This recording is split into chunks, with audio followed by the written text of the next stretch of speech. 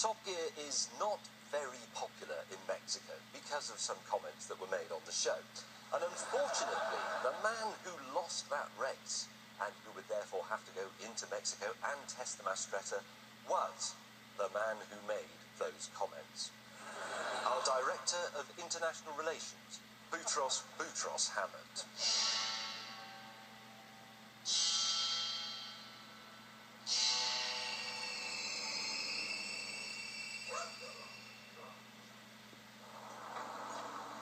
Okay, so here we are in Mexico, but it's all right. I have everything under control. See? An angry Mexican looks in, they'll see Jeremy, and they hate Jeremy just as much as they hate me. Look at me. Power. Oh, everything's rubbish. Except, no, because I am now Jeremy, so they'll still cut my head off, and then I haven't thought this through at all, have I? I'm not going to bother with that. Okay, let's get this test over with as quickly as possible and get out of here. Eventually, I found a place where no one could see me. I could get on with some serious road testing. So what have we got here? Well, its full name is the Mastreta MXT, and this is the first fully homegrown Mexican car. Now, when most countries make their first car, it's something cheap and practical for the masses.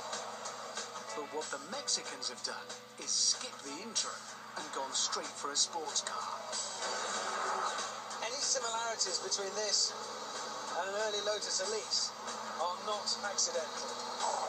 It's small, it's compact, leather bucket seats, suede-ish trim here and there. Steering wheel, no bigger than a tortilla, which is a good thing.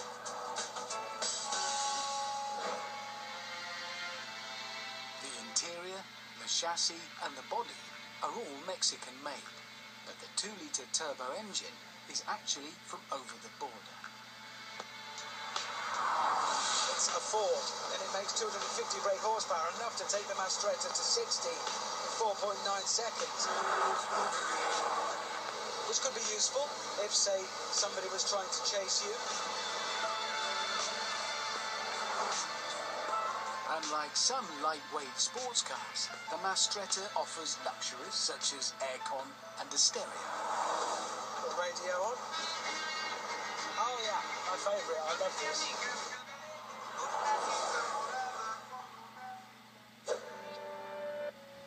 Despite the equipment, the MXT is no fatty, weighing in at just 1,050 kilograms, thanks to a chassis made of carbon fibre and aluminium. You can see how they've tried to keep all the car's weight between the wheels, which is why there's absolutely no overhang at the back or the front, which is all well and good. Still not sure about the styling. Looks a bit like an Audi TT that's been squashed in a vice, and that's a good thing. Very good morning. Nice gas. Kind of thing. Sleek. Yeah. The really good thing about the Mastreta, though, is that it pretty much does what it says on the tin. For a simple, uncomplicated little track day car, you want it to feel like a go-kart. This kind of does. It does grip. Just wait for understeer then, there wasn't any. The gear linkage, always difficult when the engine is behind you. It works very well. But it's not without faults. The bonnet rattles about a bit. The windscreen wipers occasionally set off for a wander all on their own without being asked. The seals around the windows are terrible, hence the noise. And it makes a hell of a noise over the bumps, of which there are a few in Mexico. At £37,000, it's also nearly 10 grand more than a Lotus Elise. And, unfortunately for me, the fuel tank is small.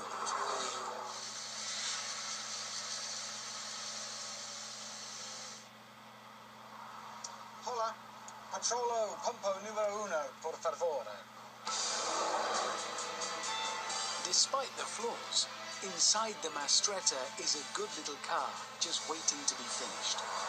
The thing is, we have kind of been here before in a way. James and Jeremy, when they went to China, were road testing their first attempt at a car, and it wasn't brilliant. First attempts never are.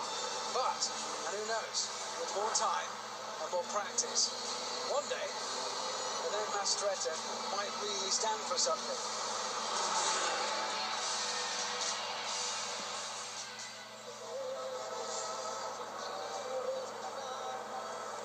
I think, on the whole, that went pretty well.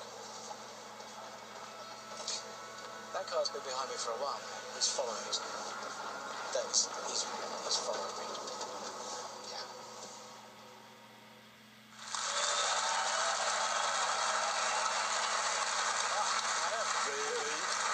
Really? Oh. Were you just being nice so you weren't beheaded? No, like I said, it is genuinely quite a good little car. Once they sort out some quality issues, it shows real promise. Well, listen, the hatchet is now buried, okay? I think, thanks to Banky Hammond, we can now move on.